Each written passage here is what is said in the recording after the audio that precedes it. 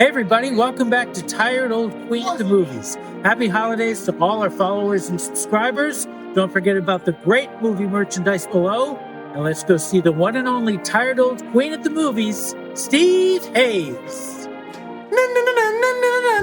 Merry Christmas, Johnny. Ooh.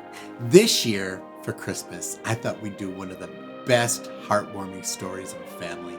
1948's I Remember Mama, directed by George Stevens and starring Irene Dunne, Philip Dorn, Barbara Bel Geddes, Ellen Corby, Edgar Bergen, Rudy Vallee, Oskar Homolka, and Barbara O'Neill. Now, this movie basically concerns a family at the turn of the century in San Francisco, a Norwegian family, and it's told in a series of vignettes in flashback by the daughter who has become a writer. And she opens the movie with, I remember when Mama used to bring down the bank every week and we would have to dole out the money as to who would get what. And I remember this and I remember that, but most of all, I remember Mama. And it's a real heartwarming story. It started out as a short story and it was adapted into a Broadway play. It was Marlon Brando's first Broadway play. The kids are their three daughters, Katrin, Dagmar, and Christina. And then there's the brother. Mom, I'll be graduating from ballet school next month. Yeah. The whole family is ruled over by this loud uncle, Uncle Chris. Martha! Who's played by Oskar Homolka. What? What you like? What you yelling at me? I might make you afraid. You know, he's bigger than life. 1, 2. Irene Dunne's mama is the youngest of four sisters.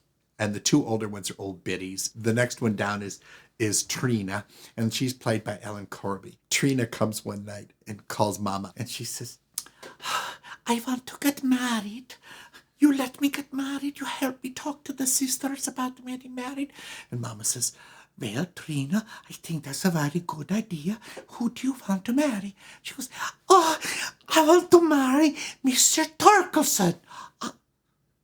The Undertaker? And it isn't exactly what most people think a very nice profession, but you love him, Trina. Dan is good.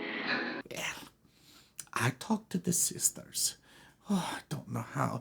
I talked to the sisters. So she sits the sisters down and she says, now, you cannot talk until after I'm finished. Trina wants to get married. They go, oh, who would marry Trina? And they go, Mr. Torkelson. Timmy Pepper?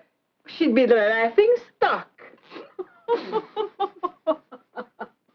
And Mama goes, I don't think so, because if you start making trouble for Trina. I will tell of the time before your wedding, when your husband tried to run away. And she turns to the other sister, she goes, and I tell them that you did. And they go,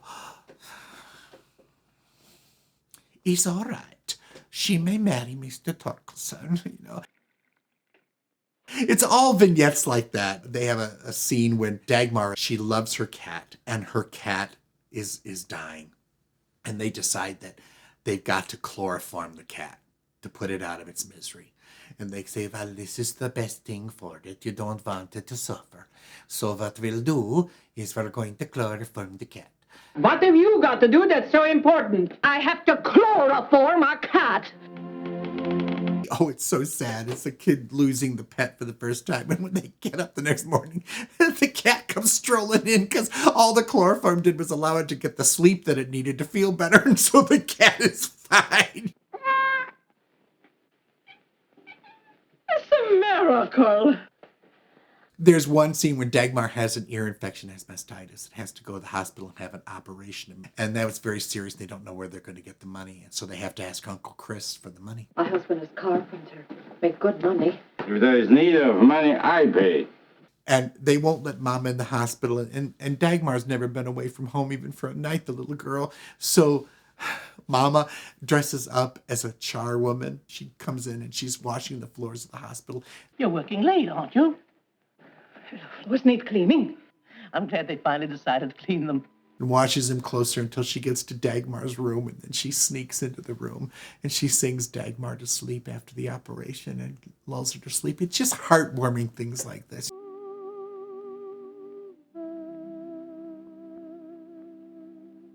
Irene Dunne was one of the most delicious actresses of that period. She came to Hollywood out of Broadway. Her first movie was Cimarron, which was the best picture of like the early 30s, and she got an Oscar nomination for her first movie. And after that, she did women's stories like Magnificent Obsession, and she did musicals. She did Roberta, and she did Showboat, the musical of Showboat. And then she found out that she could do comedy, and she did Theodore Goes Wild and The Awful Truth with Cary Grant, and Cary Grant adored her, and she had the most wonderful, comic ability. I see your picture in the paper. That frightful picture. It is a picture of a woman who liked to eat good.